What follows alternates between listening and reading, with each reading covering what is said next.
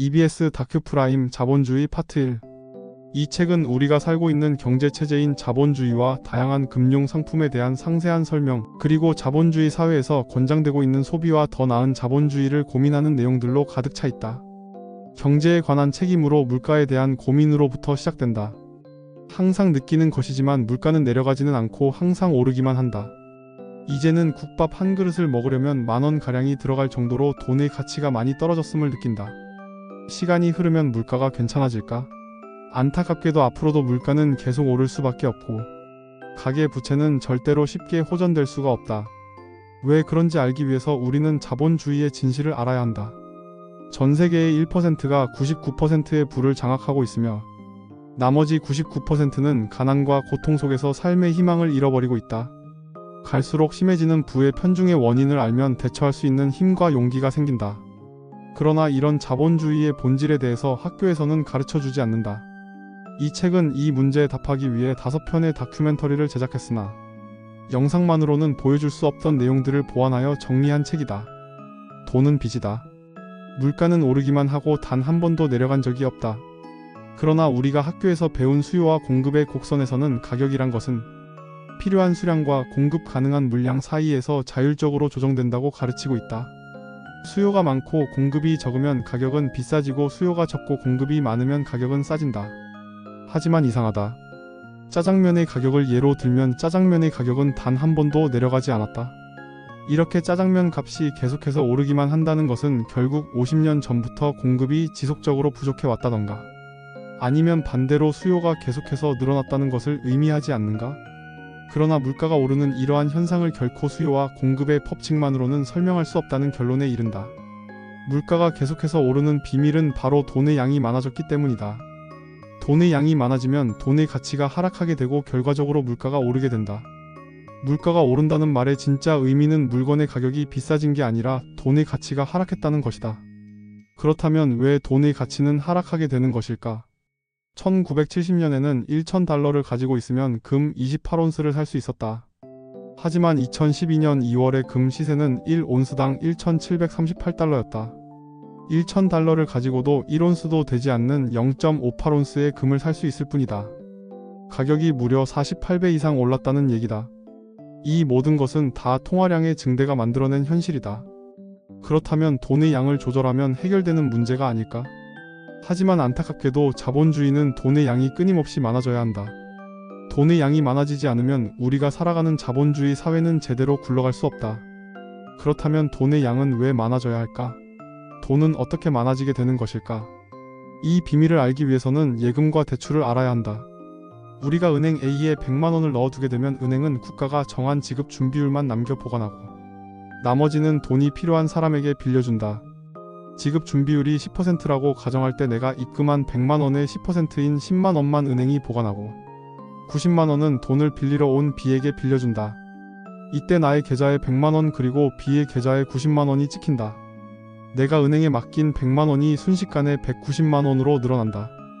90만원을 대출받은 B는 자신의 계좌에 90만원을 넣어두면 그 은행은 또 10%인 9만원만 보관하고 81만원은 C에게 대출해준다. 그럼 C의 계좌에는 81만원이 찍힌다. 이렇게 처음 100만원에서 돈이 불어나게 된다. 나와 B, C의 계좌에 있는 돈은 100만원, 90만원, 81만원으로 총 271만원이 된다.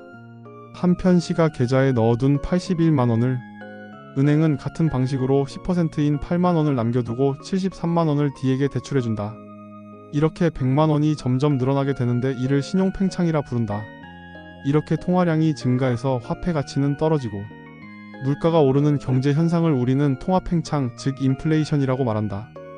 결국 자본주의의 경제체제는 돈으로 굴러가는 사회가 아니라 돈을 창조하는 사회라고 할 수 있다. 그리고 이런 사회를 만드는 핵심 존재가 은행이다. 은행이 있기 때문에 돈의 양이 늘어나고 따라서 물가도 오른다. 원자재 가격이 오르는 것 역시 돈의 양이 늘어났기 때문이다. 물가가 오르는 근본적인 원인은 소비가 늘어났기 때문도 아니고 기업들이 더 많은 이익을 취하기 때문도 아니다. 그것은 은행 때문이고 은행을 중심으로 움직이는 자본주의 시스템 때문이다. 이렇게 은행을 통해 불어나는 돈은 어떻게 탄생했을까? 17세기 영국에선 금이 화폐였다. 사람들은 금세공업자들에게 금을 맡겨놓고 영수증을 받았다. 이 영수증은 금과 같은 대우를 받았고 사람들은 실제 금을 주고받는 대신 이 영수증을 주고받았다. 그런데 금세공업자들은 영수증을 써주고 자신들이 보관하고 있던 금을 사람들에게 빌려주고 이자를 받기 시작했다. 이게 지금의 은행이 되었다. 17세기 말에 영국에서 잉글랜드 은행이 설립되었다. 영국 국왕은 전쟁을 위해 돈이 필요했고 부르주아 자본주의 상인들과 거래를 성립했다. 그렇게 상인들은 은행을 설립했다. 이렇게 설립된 은행은 정부가 허가하는 비율만큼 마음대로 돈을 불리게 되었다. 은행은 자기 돈이 아니라 남의 돈으로 돈을 창조하고 이자를 받으며 존속하는 회사이다. 바로 이것이 우리 사회가 빚을 권하는 사회가 된 이유이다. 고객이 대출을 해가야 은행은 새 돈이 생기기 때문이다. 2025년 한국의 지급 준비율은 3.5%이다. 이 지급 준비율일 때 은행이 돈을 얼마나 불리는지 보면 5천억을 은행에 넣어둘 때 이 돈은 6조 60억으로 불어난다. 60배가 신용팽창으로 생겨난다. 시중의 일반 은행이 돈을 불릴 때 그 원금은 중앙은행에서 나온다. 그런데 이 중앙은행도 돈을 불린다. 중앙은행은 이자 때문에 돈을 찍어내야만 한다. 쉽게 이해하기 위해 예를 들어 설명하면 외부와 교류가 전혀 없는 단일 통화체제를 사용하는 선국가가 있다고 가정하자. 중앙은행 A는 1만원의 돈을 찍어냈고 시민 B가 이 1만원을 빌려갔다. 연 이자율 0.5%의 대출로 1년 후에 1만원과 이자 500원을 갚기로 하고 빌렸다. 돈 만원을 빌려간 B는 C에게 1만원을 주고 배를 구입해 바다로 나가 열심히 물고기를 잡아서 돈을 벌었다. 1년 후 그는 은행의 이자와 함께 1만 500원을 갚을 수 있을까? 정답은 할 수 없다이다. 왜냐하면 그 나라에 있는 돈은 총 1만원 뿐이기 때문이다. 이 이자를 갚을 수 있으려면 중앙은행이 500원을 찍어내고 그 돈을 누군가에게 대출을 해서 그 돈이 시장에 돌아야만 한다. B는 이 500원을 벌어 자신의 이자를 갚을 수 있다. 여기서 끝이 아니다. 그럼 그 500원을 빌린 누군가는 이 500원과 이자를 갚아야 하는데 500원의 이자에 해당하는 돈이 그 섬에는 없다. 결국 그 이자를 갚기 위해서는 이자만큼의 돈을 더 찍어내야 한다. 결론적으로 은행 시스템에는 이자라는 것이 없기 때문에 중앙은행은 이 이자를 만들기 위해서 끊임없이 돈을 찍어낼 수밖에 없다. 이렇게 중앙은행도 자본주의 시스템 안에서 지속적으로 돈의 양을 늘리면서 인플레이션에 기여를 하고 있다. 돈의 양이 늘어나면 물가 상승의 원인이 되고 인플레이션이 따라온다.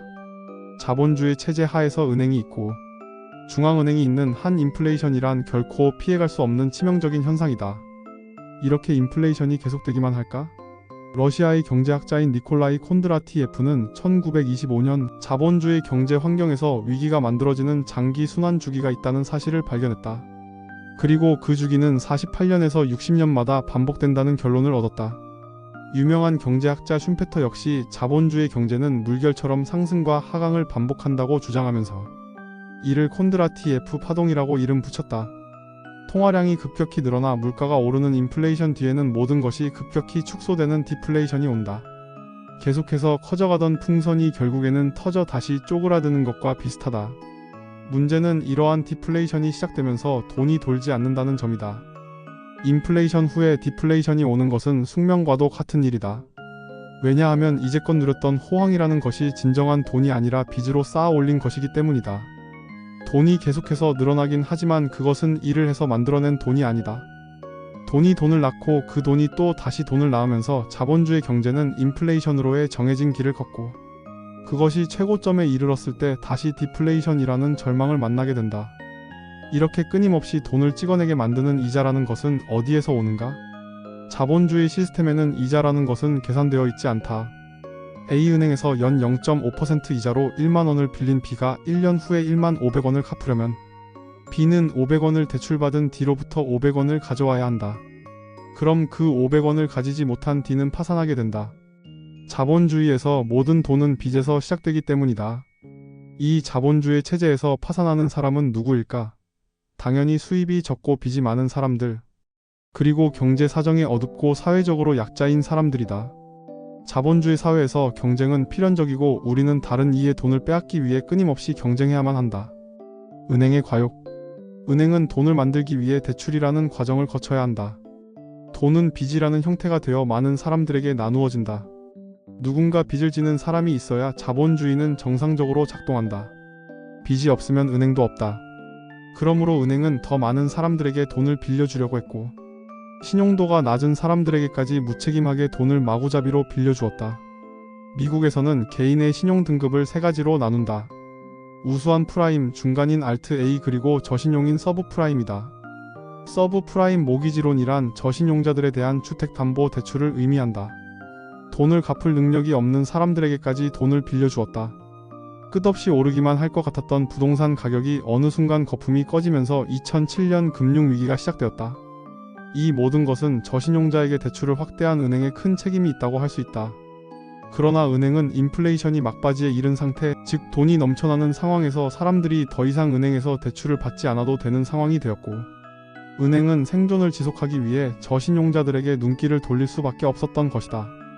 시중에 돈이 많아지자 신용 상태가 좋은 사람들은 더 이상 은행에서 대출을 하지 않아도 됐다. 그러므로 이 모든 것은 단순히 경기 침체의 문제가 아닌 자본주의에 구조적으로 내재되어 있는 문제라고 봐도 좋다. 달러가 지배하는 세상. 지금 세계 경제는 미국을 중심으로 돌아간다. 그리고 미국의 돈인 달러가 그 중심에 있다. 그럼 달러는 어떻게 세계의 기축통화가 되었을까? 처음 달러가 기축통화로 결정된 것은 1944년 7월이었다. 2차 대전이 종전되기 1년 전인 1944년. 당시 미국을 중심으로 44개 연합국의 대표가 미국 뉴햄프셔주 브레튼우즈에 모였다. 44개국은 2차 대전 후에 외환 금융시장을 안정시키고 무역을 활성화시킨다는 목적으로 브레튼우즈 협정을 맺었다. 44개 국가들은 금을 사기 위해서는 달러를 써야만 했고 1온스의 금의 가격을 35달러로 고정했다. 그리고 금이 필요한 나라는 미국에 35달러를 내면 금 1온스를 주겠다는 약속을 하면서 세계 각국의 통화를 달러에 고정시킨 것이다. 바로 이때가 미국의 달러가 전 세계의 기축 통화가 된 시점이다. 그런데 결정적 전환점이 되는 사건이 발생한다. 베트남 전쟁이 시작되고 달러 가치가 하락하자 각국에서 우리가 가지고 있는 달러를 금으로 바꿔달라고 하는 요구가 많아진 것이다. 그러자 미국이 보유하고 있던 금의 양이 크게 떨어지기 시작했다. 미국은 돈을 더 찍어내고 싶었지만 금을 확보하기가 힘들었다. 미국이 달러를 금으로 바꿔주지 못하자 세계 여러 나라들이 달러의 가치를 의심하기 시작했고 미국은 수세에 몰렸다. 그러자 1971년 미국의 닉슨 대통령은 일방적으로 미국 달러를 보호해야 한다며 금태환제를 철폐하겠다고 발표했다. 더 이상 달러와 금을 바꿔줄 수 없음을 선언한 것이다. 이 사건은 달러의 위상을 근본적으로 변화시키는 계기가 되었다. 달러에 씌어있던 문구마저 달라졌다. 1971년 이전의 달러에 10달러스인 골드 코인이라고 적혀있던 것이 1971년 이후에는 그냥 $1로 바뀌었다. 이는 더 이상 달러가 금에 얽매이지 않는다는 상징적인 문구라고 할 수 있다. 1971년 이후의 달러는 금과는 전혀 무관하다. 그냥 종이돈일 뿐이다. 1971년은 달러가 금으로부터 자유로워진 역사적인 해라고 할 수 있다. 이때부터 미국이 원하기만 하면 얼마든지 돈을 만들 수 있게 됐다는 의미이기도 하다. 사실 이는 거의 혁명과도 같은 일이었다. 이 조치를 통해서 미국은 마음만 먹으면 무제한으로 돈을 찍어내고 원하는 대로 빚을 질 수 있게 되었다. 금의 보유량과 전혀 무관한 화폐 발행권을 가지게 된 것이다. 마침내 금융업자들의 오랜 수건 사업이 이루어진 것이다. 이것은 금으로부터 자유로운 진정한 명목 화폐의 출현이었고, 이는 세계 역사상 가장 큰 경제적 사건으로 기록되고 있다. 그럼 이렇게 막강한 힘을 가지고 전 세계의 기축 통화로 사용되는 달러는 어디에서 찍어내는 것일까? 당연히 미국의 정부기관인 국영은행에서 발행할 것으로 생각할 것이다. 그러나 미국의 중앙은행인 연방준비제도는 민간기업이다. 연방준비제도 이사회는 민간은행의 연합이다. 이곳은 미국 정부가 요청하면 돈을 찍어서 미국 정부에 달러를 빌려주고 거기에 따라서 이익을 얻을 뿐이다. 몇몇 힘있는 은행가들이 만들어낸 민간은행의 연합이 달러를 마음대로 찍고 그 달러가 전 세계를 쥐락펴락하고 있다. 한마디로 세계 경제를 쥐락펴락하는 것은 미국 정부가 아니라 극소수의 금융 자본가들인 것이다. 큰 그림에서 돈의 흐름을 보아야 한다. 우리의 지갑에서 돈이 사라지는 것은 잘못된 통화정책과 탐욕스러운 금융자본의 그 첫 번째 책임이 있다. 지금은 디플레이션의 시대이다. 경기 불황은 장기화될 것이고 우리는 살아남기 위해 중심을 잡아야 한다.